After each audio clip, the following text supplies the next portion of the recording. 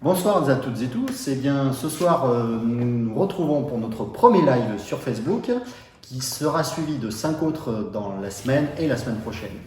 Donc, première thématique ce soir, le développement durable. Alors, avant de commencer sur le développement durable, petite précision, nous répondrons effectivement à toutes les questions qui sont de l'ordre de notre programme sur l'aspect communal. Toutes les questions qui pourraient être posées sur je dirais une politique nationale ou une politique différente, eh bien, ce n'est pas le sujet, ce n'est pas ce qui intéresse sans doute vous les Cousexois. Ce qui vous intéresse, c'est de savoir concrètement dans notre programme, qu'est-ce qu'on peut faire, qu'est-ce qu'on peut mettre en avant. Donc par rapport au développement durable, je dirais qu'effectivement, la crise sanitaire que l'on a vécue avec ce Covid-19, qui n'est pas fini loin de là, amène quand même quelques sujets de réflexion, et notamment sur, bien évidemment, le sujet, ou tout au moins la thématique du développement durable. Là-dessus, la première des questions, c'est de se dire, l'État aujourd'hui va investir des milliards d'euros dans l'industrie, eh bien, pourquoi ne pas profiter, je dirais, que tous ces milliards-là puissent contribuer à améliorer le développement durable. Et donc, à l'échelle de la commune, il y a sans doute un grand nombre d'actions sur lesquelles on peut travailler. Je pense que notre programme, tel que nous l'avons conçu, tel qu'on l'a travaillé de longue date, nous amène quand même des pistes qui, on s'est bien rendu compte, étaient vraiment en lien avec, je dirais, le quotidien qui va venir demain par rapport à cette après-crise Covid-19. Donc voilà, donc par rapport à toutes ces thématiques, ou tout au moins toutes ces questions et ces interrogations, je dirais, on a pu identifier des questions qui nous ont été remontées. Donc on va commencer par la première question qui nous a été posée via notre boîte mail ensemblepourcousex@gmail.com, je le rappelle au passage. Donc la première question, elle est assez simple. Quelles mesures allez-vous prendre en priorité pour développer l'autonomie alimentaire sur la commune? Alors au travers par exemple d'une régie agricole, point d'interrogation, accueil de nouveaux agriculteurs pour transmission des terres. Alors là-dessus, il est bien évident que nous avons la chance d'avoir, je dirais, sur notre commune, beaucoup encore de terres agricoles.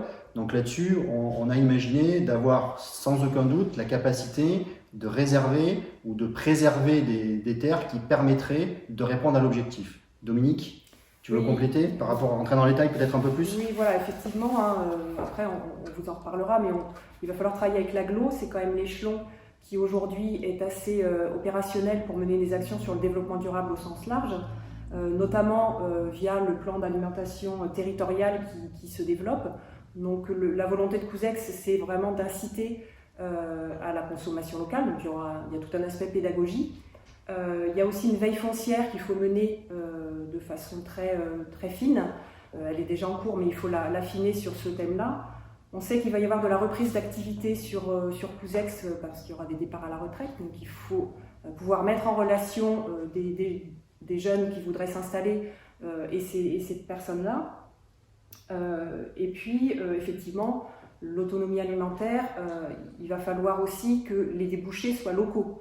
Quelque part, on a une cantine qui distribue beaucoup de repas, donc l'idée c'est aussi de mettre en relation ces circuits locaux avec notre cantine et puis avec aussi tous les habitants, tous les Couzexois, en leur montrant ce qui existe et en leur faisant découvrir ce qu'il y a sur leur commune.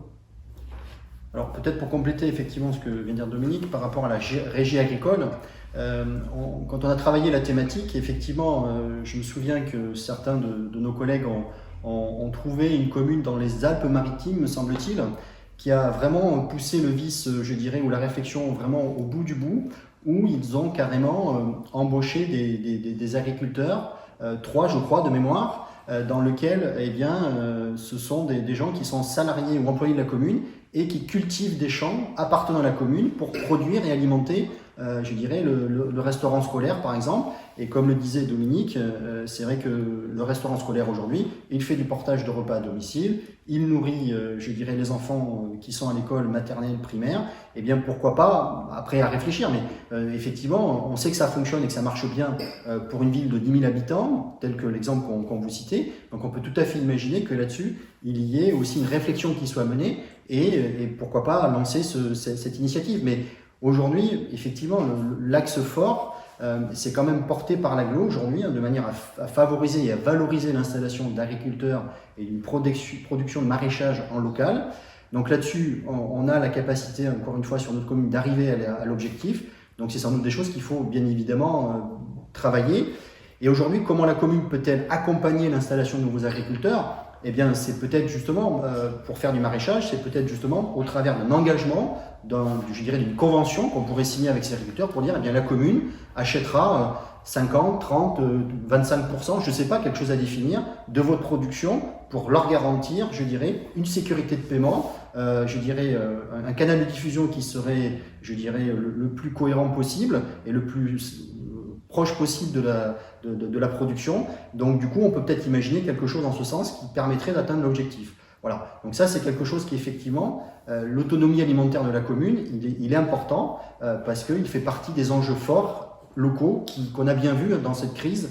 On a bien vu la proximité que les gens ont souhaité dans l'intérêt, je dirais, de leur famille, de leur quotidien, pour permettre d'aller acheter auprès des producteurs locaux ou des magasins, des artisans locaux, pour arriver, je dirais, à répondre à l'objectif. Voilà. Voilà pour la première question. D'autres points à rajouter pour vous? C'est bon? Très bien. Ok pour la première question. Deuxième question qui nous avait été posée. Alors, comment voyez-vous les relations avec l'agglo sur cette thématique? Alors, sur la thématique développement durable. Dominique, tu veux peut-être commencer? Oui, on l'a déjà évoqué. Aujourd'hui, l'agglo mène de multiples actions sur le développement durable. Donc, l'idée, c'est qu'aujourd'hui, Couzex pèse davantage, que les élus s'impliquent. Il y a pas mal de groupes de travail qui existent sur les différentes réflexions qu'on a citées. Le plan climat, air, énergie territorial est en cours, il est opérationnel en partie. À nous de faire remonter aussi nos attentes, nos besoins et de faire peser pour que Couzex soit aussi exemplaire et donne aussi envie à l'agglo d'aller plus loin. Je crois que là-dessus, on ne comptera pas notre peine pour venir à l'agglo discuter ces sujets et aussi apprendre des personnes qui sont experts dans ce domaine, parce qu'il y a aussi pas mal de techniciens qui peuvent nous aider à trouver les bons canaux de financement, à trouver aussi les bons exemples desquels on pourrait s'inspirer, parce qu'on n'inventera pas la poudre, hein. Il y a plein de choses qui se font dans des communes un peu similaires et qui fonctionnent bien, donc à nous d'être curieux et d'aller chercher l'info où elle se trouve. Voilà, peut-être en complément de ce que vient de dire Dominique, effectivement, hein, aujourd'hui, il y a de plus en plus de compétences qui ont été transférées des communes vers l'agglo. Et donc, de ce fait, il est aussi fondamental que dans ces dispositifs tels qu'ils ont été conçus, dans l'organisation que l'agglo a mis en place, eh bien, il est fondamental qu'on soit capable, avec Couzex, de travailler en lien avec tout ça. Et je pense qu'aujourd'hui, la chance qu'on a dans notre territoire, c'est qu'on reste quand même dans une communauté urbaine qui est encore, je pense, à peu près à taille humaine par rapport à d'autres grandes métropoles. Donc aujourd'hui, on a quand même ce lien qui nous permet d'avoir cette fluidité dans nos échanges. Eh bien, je pense que ça peut être quelque chose qui peut être significatif dans les actions qu'on peut engager sur je dirais, le développement durable. Là-dessus, entre les transports, on a évoqué le maraîchage, on a évoqué on pourrait évoquer aussi tout ce qui est lié aux pistes cyclables, etc., etc. Bon, sur les transports, voilà. Mais tout ça aujourd'hui, tout est intimement lié, tout est je dirais, en lien avec cette disposition. Il faut absolument qu'aujourd'hui, Couzex pèse autour de ça, de manière à ce qu'on puisse être entendu et qu'au fil du temps, eh bien, cette capacité à prendre de la hauteur par rapport à la commune, eh bien, et avec l'agglo pour aller sur des sujets très prégnants comme ceux-là. Voilà, là-dessus, je crois qu'il y a vraiment un rôle important à jouer par rapport à ce qu'il en est dans nos relations avec l'agglo. Voilà. Ok. Voilà pour la deuxième question qui nous a été posée. La troisième question. Alors, réduction des déchets. Elle constitue un enjeu important dans la lutte contre le réchauffement climatique. Quelles propositions concrètes pouvez-vous faire pour que la commune s'implique davantage dans cet effort de réduction? Alors, la personne qui a posé la question cite quelques exemples. Le compostage à la maison ou en bas des immeubles ou avec les animateurs des centres de loisirs. Alors, effectivement, je dirais déjà les premières actions qui ont été engagées par l'agglo ont permis, je dirais, de montrer que sur certains quartiers, certains immeubles, on pouvait effectivement faire du compostage, je dirais, au pied des immeubles. Donc aujourd'hui, c'est quand même quelque chose de quand même valorisant pour la planète d'avoir cette capacité à ce que l'on puisse, je dirais, produire un petit peu ce compostage au pied des immeubles pour éviter que les gens aillent trop loin pour faire ce qu'ils ont à faire, à déposer à un endroit, aller à une déchetterie ou quoi que ce soit. Donc ça, c'est quelque chose qui peut être dans leur quotidien et être valorisé. Dominique, en complément Oui, peut-être enfin, sur l'aspect oui, compostage oui, et c'est après ça. peut-être sur le reste. Voilà, il y a l'aspect compostage, utilisation, il y a surtout l'aspect réduction qui est important. On a aussi des leviers avec notre commune, hein. On parlait de la cantine sur l'autonomie alimentaire, mais la cantine peut être un bon vecteur aussi, alors ne serait-ce que pédagogique auprès des jeunes, mais on peut réaliser beaucoup d'économies sur le compostage alimentaire. Donc ça, c'est des choses à mettre en place avec les responsables de la cantine. On a déjà pu échanger avec eux sur ce sujet, donc je crois que ça, c'est des choses assez faciles et rapides à mettre en œuvre. Donc ça, c'est important. Depuis le début, on veut aussi que la ville elle-même soit exemplaire, donc à nous de faire aussi un peu l'état des lieux dans les services de la commune, pour dire voilà où sont les possibilités de réduction.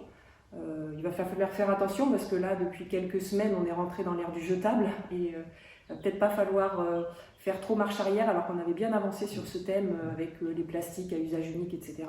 Donc il faudra être vigilant sur la réduction des déchets, puis ensuite la valorisation de tous les déchets possibles. Donc voilà, ça je pense qu'il y a des choses très opérationnelles et beaucoup de pédagogie, de communication encore auprès de nos concitoyens, et puis aussi des entreprises. Il y a peut-être un travail à faire avec elles. Et sur cet aspect pédagogique, c'est vraiment un axe fort qu'on a noté dans notre programme aujourd'hui, où il faut absolument que dans l'action que l'on peut engager, la commune, elle doit favoriser et permettre, je dirais, cette pédagogie. Cette pédagogie aujourd'hui, on peut tout à fait imaginer que des sujets portés par la commune, en soutien avec l'agglo, bien évidemment, comme le disait Dominique, on ne va pas non plus aller réinventer des choses ou remettre des choses en place. Il existe déjà des animateurs, des choses comme ça là qui peuvent être mises en place, à travailler pour qu'on puisse arriver à ce que ce soit beaucoup plus opérationnel. De manière à ce que la pédagogie aujourd'hui, elle fait partie de notre quotidien. Et sans pédagogie, on n'arrivera pas à faire évoluer les mentalités. Et aujourd'hui, peut-être que faire du compostage, eh bien, moi je sais qu'autour de moi, beaucoup de gens ont essayé, et pour beaucoup, ils m'ont dit, mais ça ne marche pas ou ça ne marche pas bien. Ben oui, mais est-ce qu'aujourd'hui, vous faites ça correctement? Et donc, eh bien, aujourd'hui, malgré tout, pour faire du compostage, il faut un peu de pédagogie. Il faut comprendre un peu comment ça marche, par quel bout on le prend, pour que ce soit opérationnel. Donc là-dessus, je crois que vraiment, il y a aussi, je dirais, d'inciter, pourquoi pas, je sais que ça va exister et que ça doit toujours exister, mais d'avoir, je dirais, des familles qui s'investissent pour essayer de réduire leur consommation, elle peut être à la fois sur les déchets, à la fois sur les énergies. Donc là-dessus, on peut peut-être travailler aussi, faire des groupes de travail en ce sens, pour qu'on puisse arriver à ce que ça soit opérationnel. Donc l'aspect pédagogique, aujourd'hui, on a vraiment un rôle très important, et la commune, là, elle a des leviers très forts et très simples, parce qu'on est dans la proximité. Et là-dessus, c'est quelque chose qui peut tout à fait être opérationnel dans le quotidien, avec cette axe pédagogique. Voilà, je crois que c'est important aussi de souligner que dans notre programme, c'était vraiment quelque chose qui était très fort aussi. Voilà. Ok. Troisième question. Alors, un petit peu qui est un petit peu large, mais qui nous a été posée également. Comment allez-vous faire pour améliorer les conditions de transport en commun? Alors, vaste sujet, parce que c'est vrai qu'aujourd'hui, notre commune depuis que nous avons rejoint l'agglo, bénéficie des services de la TCL. Donc il est vrai qu'aujourd'hui on est très souvent sollicité sur ce point-là, puisque effectivement les gens attendent à ce qu'il y ait une fréquence importante, qu'il y ait une capacité de transport importante aussi. Donc ça veut dire qu'il faut absolument qu'on arrive à travailler de concert avec l'agglo sur cette thématique-là. Alors cette thématique-là, plus ou les questions qu'on a évoquées tout à l'heure, elles font partie prégnante des choses. Alors aujourd'hui, il est vrai que la voiture dans notre territoire, elle est encore très présente et très forte dans l'utilisation, et qu'aujourd'hui, eh bien, on peut peut-être imaginer que les axes structurants que l'agglo est en train de travailler actuellement, eh bien, amèneront sans doute à ce qu'il y ait sans doute une refonte peut-être des lignes de transport, des fréquences. Et en tout cas, encore une fois, notre objectif en tant que troisième ville de l'agglo, eh bien, c'est que nous soyons complètement intégrés dans ce dispositif pour que le meilleur service soit rendu à la population.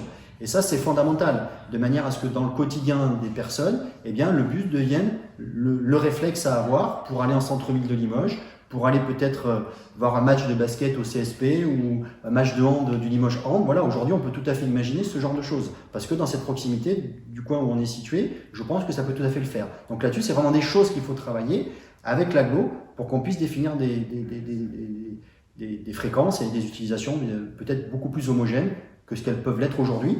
Mais ça aussi, je pense que l'enjeu aussi, il est de notre côté, côté commune, puisque là aussi, il faudra sans doute faire preuve de beaucoup de pédagogie, parce que malgré tout, pour transporter des gens, il faut qu'il y ait des gens.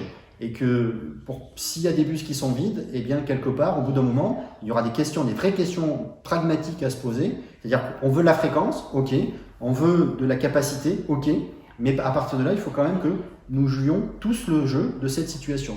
Et je pense qu'aujourd'hui, on a vraiment une opportunité de le faire par rapport à cette situation qui est née de cette crise sanitaire. Et je pense que ça doit être quelque chose qu'on doit réfléchir et travailler. Et donc, éduquer, faire la pédagogie, même à ce niveau-là, pour favoriser les transports en commun, pour travailler sur peut-être des gens qui se posent peut-être des questions, qui n'osent peut-être pas prendre le bus aujourd'hui. Il faut peut-être les rassurer, leur expliquer que s'il y a des modifications qui sont mises en œuvre demain, eh bien peut-être qu'elles iront dans le sens qu'ils attendent. Mais ça, il faudra peut-être le communiquer davantage pour vraiment valoriser, favoriser, je dirais, l'intervention ou la prise en compte des transports en commun et que chacun puisse se rendre plus facilement dans un bus demain qu'il ne le fait aujourd'hui. Voilà, je crois que là-dessus, c'est sans doute quelque chose, un axe sur lequel aussi on peut peut-être compléter un peu notre dispositif.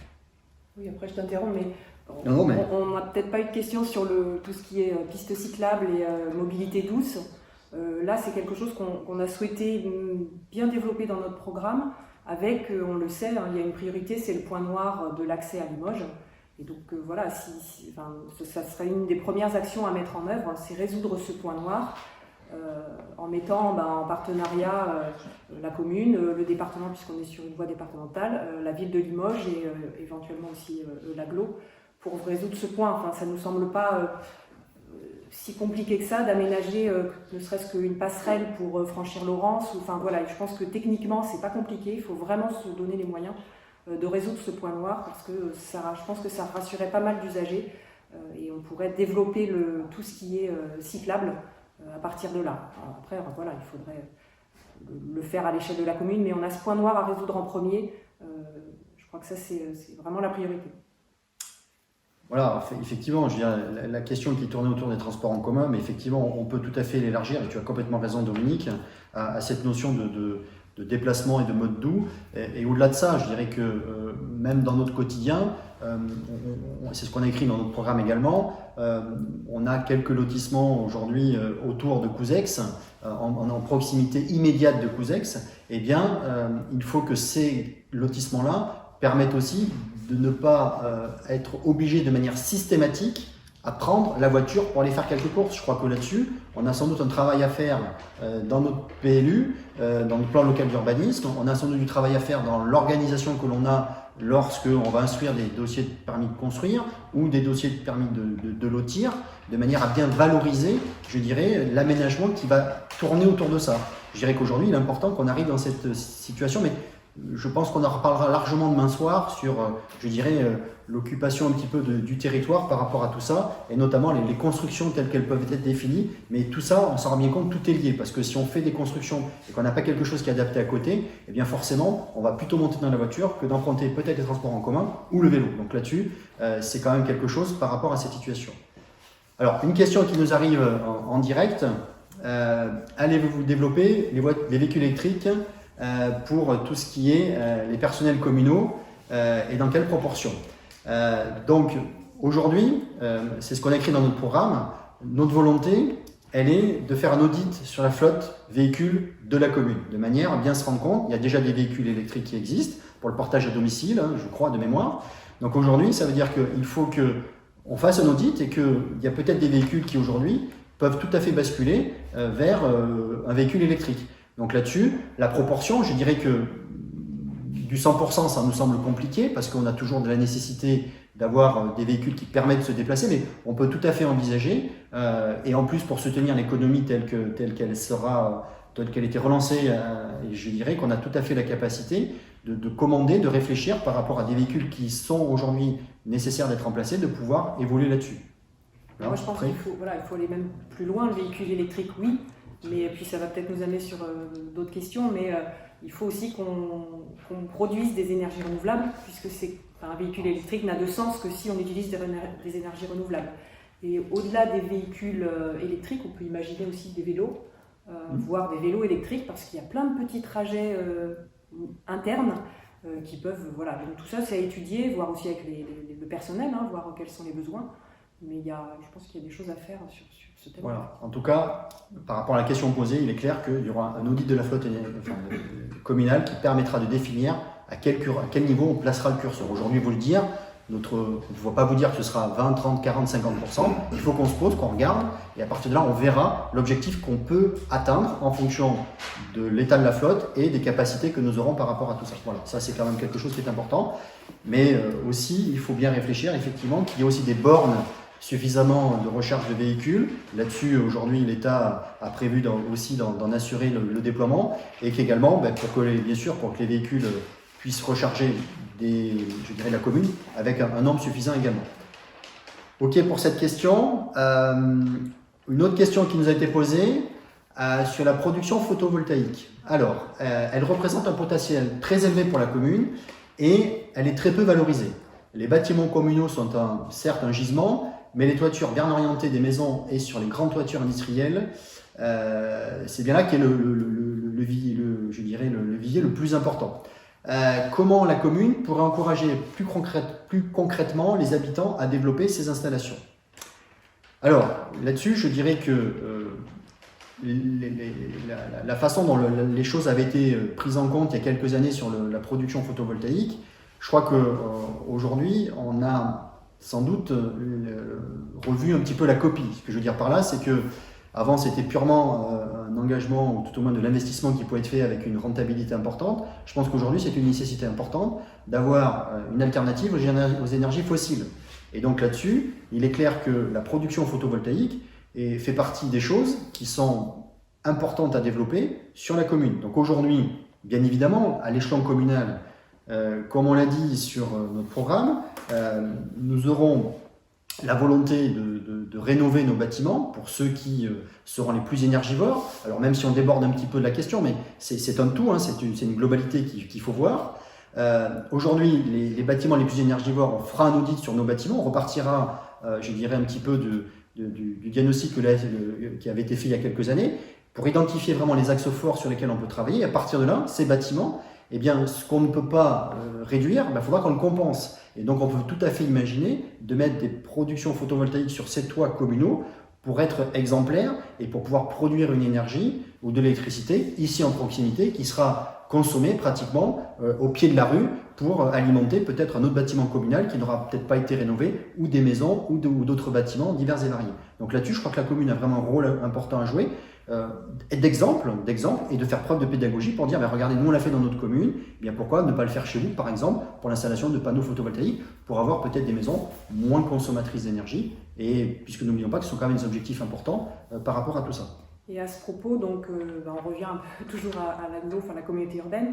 On dispose aujourd'hui du cadastre solaire qui permet de faire des diagnostics maison par maison. Donc l'idée c'est aussi de dire aux administrés, voilà, venez, on va faire le point avec vous. Est-ce que c'est intéressant, pas intéressant? Est-ce que ça peut être rentable? Est-ce que ça peut être il y a aussi une citoyenne solaire qui peut être intéressante à rencontrer, parce qu'il y a des choses qui se passent localement, pas besoin d'aller chercher trop loin. Donc effectivement, en termes d'information, de communication, il y a des espaces info-énergie qui peuvent donner plein de conseils à tout un chacun pour choisir le meilleur projet.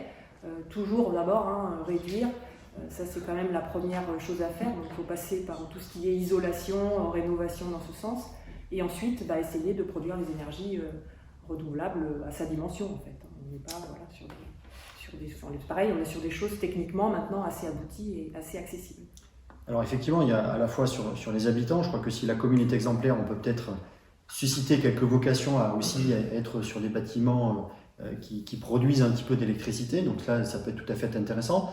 Mais on peut aussi peut-être valoriser aussi l'achat à des fournisseurs qui valorisent d'énergie, qui valorisent la production d'énergie renouvelable. Je veux dire, là aussi, dans nos cahiers des charges, lorsqu'on fait des consultations pour l'achat d'énergie, on peut peut-être regarder aussi de mettre un volet dans notre approche un peu plus sur cet aspect-là. Voilà, aujourd'hui, ça peut être un lien exemplaire qui peut nous aider aussi à aider les fournisseurs d'énergie qui vont en ce sens et qui ont compris l'enjeu qu'il y avait dans tout ça. Donc ça aussi, ça peut être un exemple, parce qu'après, une entreprise sur Couzex, pour l'accompagner, Bon, aujourd'hui, là, il y a peut-être une réflexion à mener, mais c'est quand même beaucoup plus délicat. Mais peut-être qu'aujourd'hui, peut-être qu'à l'échelon région ou à l'échelon agglo, voire peut-être même département, quelques questions à se poser pour peut-être réorienter un petit peu quelques questions et voir, par exemple, si on ne peut pas essayer de travailler via les collectivités territoriales pour peut-être accompagner, financer aussi, au travers des dispositifs, ce genre de choses. Donc voilà. Donc aujourd'hui, je pense qu'il y a un panel assez large dans lequel on peut sans doute être amené à répondre, mais voilà, tout ça, c'est vrai qu'il faut le valoriser, il faut le développer pour que ce soit le plus cohérent possible au travers des différents échanges qui auront lieu et qui seront nécessaires pour avancer dans la proportionnalité telle qu'on peut l'imaginer autour de ça. Voilà. Ok, peut-être une dernière question, puisque je crois qu'on a encore un petit peu de temps. Alors, une question qui nous a été posée également donc, sur Internet. Qu'entendez-vous par valoriser les espaces naturels et les 60 hectares d'espaces verts? Alors, peut-être Dominique, tu veux commencer? Oui, enfin après, le mot valoriser est peut-être un peu trop réducteur. Hein. Quand on parle d'espace naturel, il faut déjà faire un diagnostic. On ne l'a pas pour tout, tout notre territoire. On l'a en partie pour le Madelage, par exemple. Et après, il faut faire les bons choix, c'est-à-dire que dans certains cas, on est plutôt sur de la protection. Il y a d'autres sites qui peuvent être aménagés. Et l'idée, c'est pas de se lancer tête baissée sur tel ou tel aménagement. On a vraiment une commune verte, c'est quand même ça qui fait que les gens restent ou s'installent. Donc il faut qu'on garde cette qualité en fait. Et ça rejoindra les questions d'urbanisme parce qu'on n'est pas là pour faire de l'artificialisation trop forte. Il faut vraiment faire attention à ça. Et c'est comme ça qu'on pourra valoriser, protéger, mettre en valeur au mieux nos espaces verts qui sont quand même d'une surface assez importante. On l'a vu dans le contexte des quelques semaines. Je pense que ça nous a tous sauvés de crise de nerfs, je pense, d'avoir cet environnement très, très vert et très, très agréable au quotidien. Donc ça, c'est vraiment quelque chose d'important. Il faut être vigilant sur ce point-là, en tout cas pour la ville de Couzec. Oui, et puis en complément, c'est vrai que dans notre programme également, on a vraiment envisagé donc, cet aménagement du ruisseau du Magigou qui nous semble intéressant et fondamental pour nous permettre d'avoir cette liaison forte entre, je dirais, le centre-ville et là où on a quand même, je dirais, un bassin de population important et le terrain du Madelage. Alors effectivement, je dirais que là-dessus, on a vraiment quelque chose à faire de manière significative parce que ça nous permettrait vraiment d'avoir une liaison in fine, comme on l'a envisagé, vers le parc de Laurence. Donc vous imaginez aujourd'hui de pouvoir partir pratiquement du centre-bourg de Couzec, de l'église, de descendre le long du stade, de bifurquer par la rue Molière et hop, là de prendre le petit chemin qui nous permettrait tranquillement de descendre au Madelage en famille, d'aller à côté, de bifurquer éventuellement vers le parc de Laurence. Voilà, et au-delà de tout ça, je dirais que on a, comme le disait Dominique, en plus dans notre commune, je dirais des cours d'eau de manière significative, entre la vallée du Coyeul, je dirais la vallée de Laurence, on a quand même tout ça qui est extrêmement présent, il faut absolument qu'on le protège et qu'on le valorise. Je dirais qu'aujourd'hui on a aussi des zones humides, ces zones humides aujourd'hui qui permettent de répondre, je dirais par exemple à des objectifs aussi de préservation de l'espèce naturelle, ou d'espèces naturelles protégées, à la fois qu'elles soient, je dirais, insectes, qu'elles soient au niveau des... Ah, j'ai un petit trou. Faune flore. Faune flore, voilà, merci Dominique. Voilà, donc là-dessus, ça permettrait vraiment, aujourd'hui, il est important qu'on soit capable d'intégrer tout ça dans notre quotidien. C'est même quelque chose qui nous semble important. Donc dans ces 60 hectares qui appartiennent à la commune, on a tout à fait la latitude d'arriver à ce que ça puisse être quelque chose qui soit opérationnel et bien géré. Donc voilà un petit peu de manière assez large et assez globale l'ensemble de la réponse à cette thématique, mais je pense qu'on a plein de choses à faire si on le souhaite. En tout cas, nous, notre volonté, c'est vraiment d'aller vraiment dans la préservation de cet environnement, de cette qualité de vie qu'on a à Couzec, qui nous semble fondamentale et qu'il faut absolument qu'on préserve. Et là aussi, que la commune soit exemplaire, motrice en la matière, pour arriver à ce que ce soit, je dirais, le plus cohérent possible pour tous les Couzecsois, qu'ils habitent dans des villages à Puy-Dieu, à l'Hermétrie, etc., comme ceux qui habitent en centre-ville. Je crois que là-dessus, il y a vraiment un enjeu global sur notre commune qui est fondamental. Voilà. Un petit point à compléter, c'est bon pour vous? Après, on est à disposition s'il y a d'autres questions. Voilà, après le live, si vous avez d'autres questions, n'hésitez pas à nous les poser, soit je dirais sur Ensemble pour Couzex, sur Facebook, sur Instagram. On est entièrement à votre disposition pour répondre. Vous pourrez également revoir toutes nos vidéos sur YouTube. Vous les aurez également à disposition, peut-être pas ce soir, mais demain ou après-demain. Donc voilà, donc vous aurez tout ça. Et donc voilà pour ce soir, un petit peu les questions qui nous ont été remontées, les réponses qu'on a pu vous faire. On espère qu'elles vous conviennent.